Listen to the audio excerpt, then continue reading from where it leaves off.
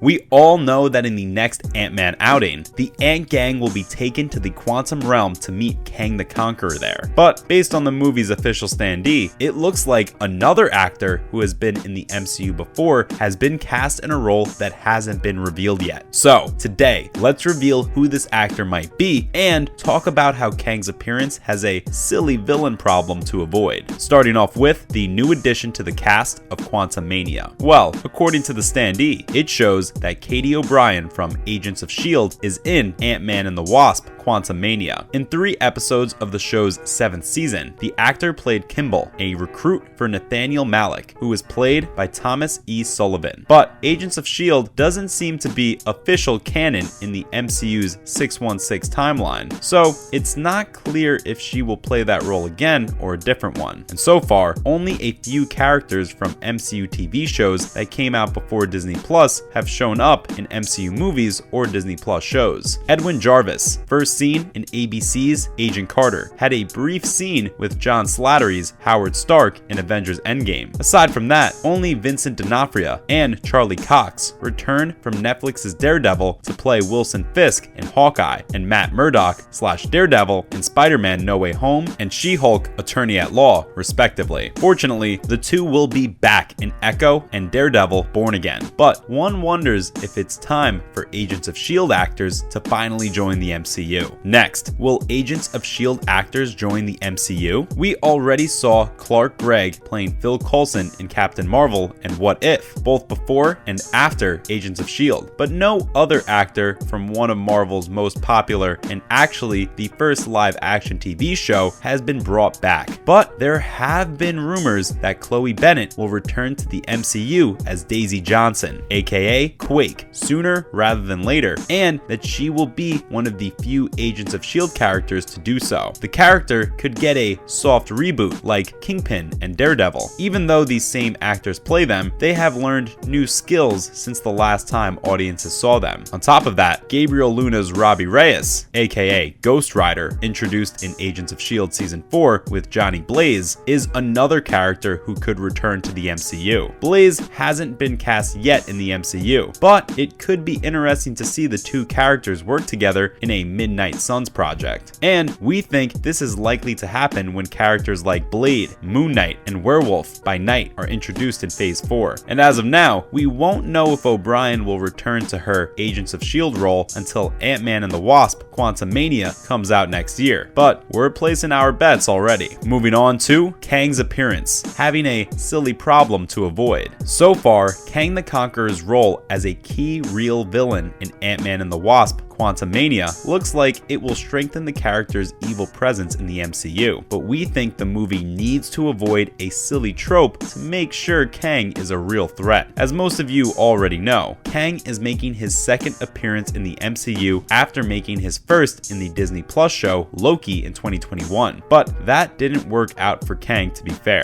And in the third Ant-Man movie, Scott Lang and Hope Van Dyne are pulled into the quantum realm where Kang awaits. But here's the deal. Kang's rise as a villain in the MCU is marked by the fact that he has many different forms and can travel through space and time. His first appearance as the main villain contrasts the comedic tone of the Ant-Man movies, in which villains often look silly while fighting the hero in his tiny form. And we think Ant-Man 3 must take Kang seriously if he is to become the next Thanos-level threat in the MCU, followed by Kang being a way bigger threat than Thanos. Well, we think Kang is a bigger threat in this case than he was in Loki, simply because this isn't the same Kang. The film is also meant to be the real start of the next big story arc in the MCU, since Avengers: The Kang Dynasty, the next Avengers movie, will be written by the same writer, Jeff Loveness. As of right now, it's unknown if Majors will be in any other MCU films between then and Quantumania, but a previous report said that the Creed 3 actor would return in other other MCU projects after the Paul Rudd threequel. We all remember how He Who Remains had a lot to say about who he is and what will happen, which makes for a very tense scene and makes Thanos' plan for the whole universe seem small. Kang's speech at the end of Loki showed that he was already going to be scarier and scarier, which makes his upcoming face-off with Ant-Man even scarier. That's the thing. Thanos only cared about his universe, but Kang won't hesitate to spread his power across the multiverse, likely leading to a future full of chaos. And when Quantumania comes out in a few months, fans will be able to compare Major's Kang to his role as He Who Remains in Loki. Also, fans have mixed feelings about Marvel's villains, but we think Kang showing up will be one of the few times people are excited to see how much damage he does to the hero, and we're ready for it. Coming up, Ant-Man's history doesn't really look promising for Kang. In the first two Ant-Man movies, we saw Scott shrinking down and making his opponent look like a fool, and due to the size difference, the bad guy just swings around aimlessly in an attempt to beat Scott. At other times, Scott and his opponent are both small, but everything around them is huge, as we saw in 2015's Ant-Man when Scott and Darren Cross as Yellowjacket fought. In Ant-Man and the Wasp, Scott changes into a giant version of himself in the suit and faces a normal-sized Sonny Birch. This concept comes up again in Avengers Endgame when Scott joins the fight against Thanos' army. Also, people expect Ant-Man movies to sound and feel a certain way. Yes, they have a lot of funny parts, but not a lot of memorable bad guys. And we think Marvel's decision to show Kang for the first time in Ant-Man 3 is strange, given how important he'll be in the future of the MCU and how he'll be the main villain in Avengers: The Kang Dynasty. If director Peyton Reed isn't careful, his movie could go too far into comedy and turn Kang into a joke. But still, Ant-Man 3 has a chance to change how people think about Marvel's Ant-Man trilogy and make Kang the threat he's meant to be in the multiverse saga. Not to mention, Ant-Man could still be the best setup for Kang. If Ant-Man 3 can avoid the trilogy's silly villain trope, it could make Kang even scarier and make him a threat in the future. The quantum realm in Ant-Man 3 will possibly be mysterious and dangerous on its own, so Kang's ominous presence there fits well with how the hero and villain are expected to fight in the movie. Also, the poster for Quantumania shows a huge Kang with a tiny Ant-Man and Wasp sitting on the tip of his finger. Even though size difference is still a factor, showing Kang as much bigger than the heroes could add to his intimidating nature. And it does. On top of that, the first trailer did a good job of showing what the movie was about, as Ant-Man, Wasp, Hank Pym, Janet Van Dyne, and Cassie Lang were sucked into the quantum realm where they met Kang the Conqueror. Then, the bad guy tries to force Ant-Man to do something for him in exchange for keeping his team safe. But at this point, it's unclear whether the hero will do it or not, and his fight with Kang the Conqueror is unknown. Lastly, can Kang the Conqueror really be stopped by Ant-Man? Well, considering that Team Ant-Man does beat Kang the Conqueror, that gives Marvel Studios a few options for how to do it. Even if they escape the quantum realm, Kang might still be able to get what he needs to start his evil plans. But if not, the Ant Gang could also kill Kang the Conqueror, Quantumania's version of course. And Destin Cretton's Avengers, the Kang Dynasty, could bring back another version. This means that Marvel Studios can keep using Majors as different versions of the same character in their movies. Whoa, ain't that clever? As Marvel Studios starts to market Ant-Man and the Wasp Quantumania, we can expect more information about the movie to come out. That includes more hints about how Ant-Man and Kang the Conqueror will work together in the MCU. But no matter the details, it's safe to say that the Ant Gang is ready to face the biggest challenge yet in the franchise, and we couldn't be more hyped up. That's all for this video. Are you excited to finally see Kang in Quantumania? Let us know in the comments below. Don't forget to like the video and subscribe to our channel for more exciting content in the future. Thanks for watching. See you next time.